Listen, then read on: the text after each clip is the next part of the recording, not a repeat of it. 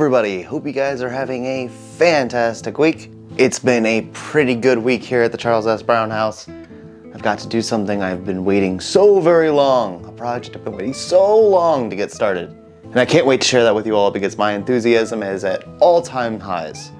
So let's get right back to where we stopped off last week, which is of course getting that horrid paint off the front of my building. We're getting very, very close to getting all the latex, all the oil off of the stone facade of the building. So let's get to that and I'll be right back with you guys.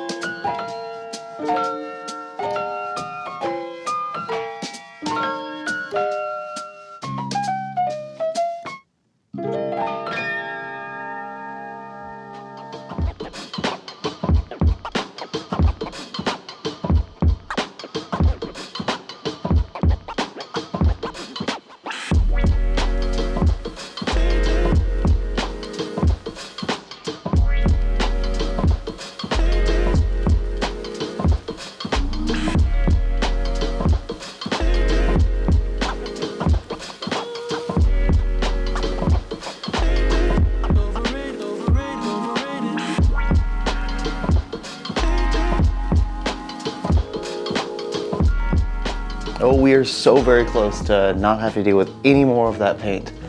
And I do have to say that that task of removing all of the paint off the stone facade is my single least favorite job I've had to do here at the house.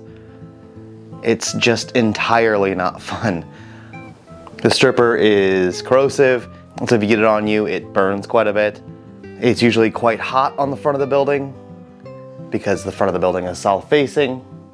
The stripper tends to dry out very quickly, again, because the building is south-facing, so you have to work very quickly, and just the whole package isn't fun. And then of course there is a thing, I have to do it 3 times to actually get back to the bright, beautiful stone. But we are close, we are so very close. Currently there is only one small section that has just a little bit of the yellow paint left, which is the original paint when I first bought the building. So just one more day and I'll have the rest of that off, provided we have great weather like I had these last 2 weeks. Otherwise, it's just a lot of the residual stuff that's all over the stone still. Most of the stone on the front of the house requires just one more time around stripping it, and we should be good. The one big exception to that, of course, would be the windowsills.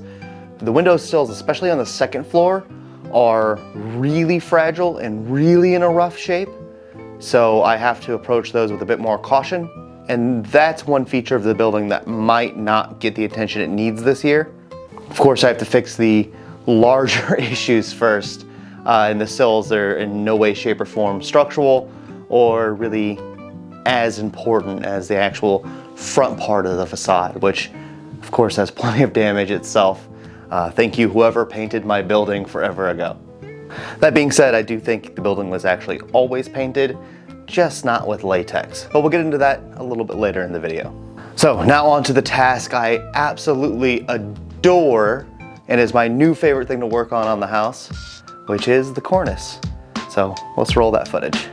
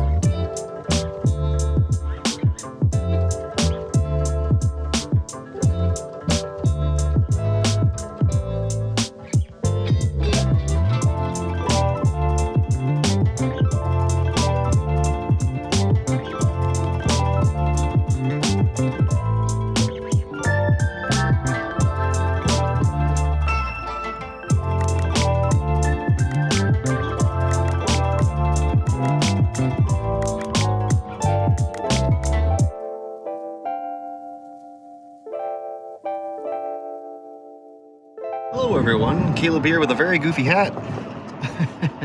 Also about 40 feet in the air, working on my new favorite project. Let me show it to you. So you guys have all seen the time lapses, but check this all out. It's so nice to be up here, to be able to touch it and to feel it and to really connect with a piece of my house that I really wanted to work on since I bought the place. And the time has finally come. We can see an original corbel here. Of course, it was looking a little bit better before it got the wood fill treatment. Had some little chunks missing here and there out of there, but overall looking absolutely fantastic. The dental molding is all pretty in shape up there. And these really beautiful Queen Anne Eastlake style details all over this place. All over this piece are just looking amazing, including on the corbel wall itself. But of course we've seen these because I've had some of these remade, the ones down in the basement. But this, I mean, so much of this detail was lost for so long, and be able to really kind of see it again is just amazing. I mean, of course you can see how much it gets lost in something like that. Or if we go to the corbel next to this one, how badly filled these all were from just years and years of paint. I mean, you can see how crazy some of this is. I mean, same thing with these lines. You can see them there. No, you don't. And actually, almost all of this molding is in really good shape. Almost nothing wrong up here, at least with this section of cornice anyways. Over there, obviously a very different story. But I can kind of see what's going on there. It just seems the rafters had shifted down, so those need to be tucked back up. And again, we already have all this woodwork recreated, so it shouldn't be too very difficult. Actually, all of this is those really big pieces of the cornice we have upstairs. These have already been remade out of sapele, but the biggest problem with these, as you can see in the corners, they've all been eaten up by squirrels and pigeons and birds, probably mostly squirrels, but they're so destructive and every single corner of the house is like that, so it's easier just to replace these than to rely on wood filler, which is a possibility, but it doesn't make any sense. Just put a new piece of board up there, it'll make it a lot better. I also noticed we were missing a small little piece of molding here. There's a small little piece of molding on that side. There's a culprit right there. Dang squirrels. You might ask why I didn't strip any of this. That's because it gets pretty bad over there. So this piece of board is going to have to be replaced. Of course, this is the whole gutter box. So this area right here is all where the gutter, box goes, and then this feeds down actually into the gutters on the side of the house. So that's how this all works. But man, just absolutely stunning, and so excited that this exists and this is happening. It's really just a super beautiful looking cornice. Just a few things I forgot to mention while I was up on the lift. One was my primary stripping method up there is using my Cobra speed heater, mostly because it's really fast, it's really aggressive, and it gets the paint off. So you might notice there's little char marks all over the wood. Not a big deal, it all gets painted, and it's really only surface deep, and as you see when I sanded it, it almost all went away. Now on that same note, because I am using a Cobra speed heater, it does get hot, it has a heating element. There is always the risk of fire, and believe me, I did not take that lightly. I didn't show you guys while I was up in the lift, but I always have my water hose attached directly to the lift. And if anything starts burning internally inside the cornice, the entire lip of the internal gutter at the very top, there's a little piece of metal up there, is pretty much all bent up. So if anything does start going, I can immediately grab the water hose and spritz it down. Yeah, no risks hurting this beautiful building. I've come too far to mess it up now. So believe me, I try to limit every single risk possible, and having the water hose with me is an absolute must.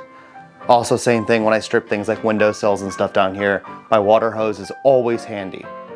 So when using a heating element to strip paint, always have a water source nearby. It's just best practice. Luckily, I'm super mindful of what I'm doing while I'm up there, so we had absolutely zero issues. But on a much brighter note, that is by far my new favorite task is working on that cornice. I've been waiting for so long to get up there and actually see what that area looks like, see what it can be, and see what the work that I have to do to make it right again. The front of the house is just so pretty. And you know, the old girl, you could just see how much beauty was here. And I just have been, I don't know, ecstatic about finally getting to the point where that's all going to start shining again. And it's starting to come closer and closer every day.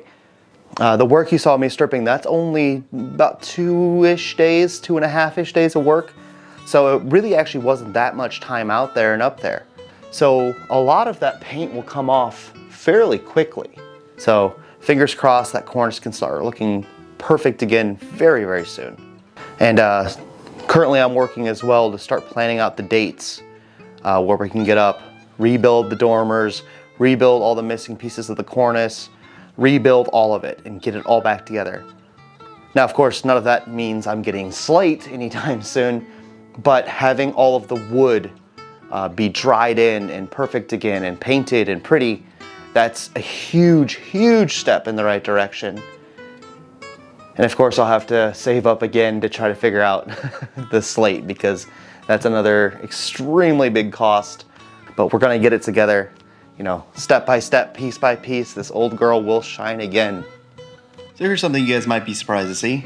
A little project that I've been working on this past week in the nighttime when my workday has been done. This is a partial colorization of the 1896 photo of my house. And while these colors are definitely not set in stone, I have used late Victorian color theory to come up with a lot of them. But we'll worry about the colors I chose for the house and why I chose them and alternate colorways for the house on a completely separate video at a later date.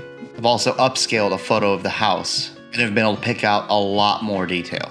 Now I did use AI to achieve these photos, so there's going to be a little bit of AI weirdness. Nonetheless, it has made details far easier to pick out. For instance, let's look at the stained glass that was in the entryway of my home and just how amazing and beautiful it was. Or the fact that there was scroll work that once adorned the dormers on the Mansard roof. But lastly, one detail I was able to pick up on was one that has me most excited, and that is this structure, which before I thought was in the lot behind my house, but with a better look, I found out is actually in my backyard. Now, I have no way of knowing 100% what this structure is, but if I had to guess, I would say it's actually a small workshop for Mr. Brown himself. Now, I have no idea what this tower is here, but I assume that it has something to do with the machinery or with the shop itself. But having compared this photo to modern day screen captures of Google Maps from my house, standing at the same angle, it's exactly where the garage sits today. And while I suppose it could have been a carriage house or something to that manner, usually carriage houses were, well, a lot prettier. This is done with a very simple board and batten style siding. And every carriage house I've ever seen is typically built in brick. But you guys will have to let me know what you guys think about what this structure is. But in my head, I paint the picture that is Mr. Brown's personal little workshop in his backyard. Not unlike what I'm trying to build back there someday. So that's gonna do it for this week's video, guys. I hope you guys had a really good time because I had a really good time. Feels good to see some of these tasks I've dreamed about doing for so long actually come to fruition, and there's no better feeling in the world to know that you made it happen. I know a few of you were asking about the tour. As of right now, I'm putting that on the back burner. There's just too many things going on at once for me to accommodate the tour. It was a lot easier last year because Kim and I weren't quite living here yet. So trying to set up a living situation that is both comfortable for us and allows you guys to see all of the beauty that this place has, I think is imperative, and we haven't struck that balance quite yet. That being said, believe me, there's going to be many, many, many tours in the future. I can't give a date on any of them yet. I would love to do one in the fall, but I can't promise one will happen in the fall. But again, I want to share this place with all of you guys. Like, that's kind of the point of this channel. But even more so, I want you guys, again, to be able to come and feel and touch and see this work I'm doing. And to see the beautiful craftsmanship of the people who built this home originally. Very soon, I will start figuring that all out. But this is my very severe year in flux at the moment, where a lot of things are coming together, things are starting to get very exciting, but there, of course, is so much more to do.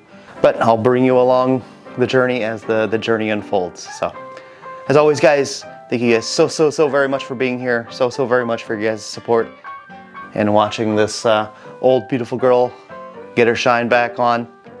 So that'll be it for me this week. I'll see you guys again very soon. Take care. Bye-bye.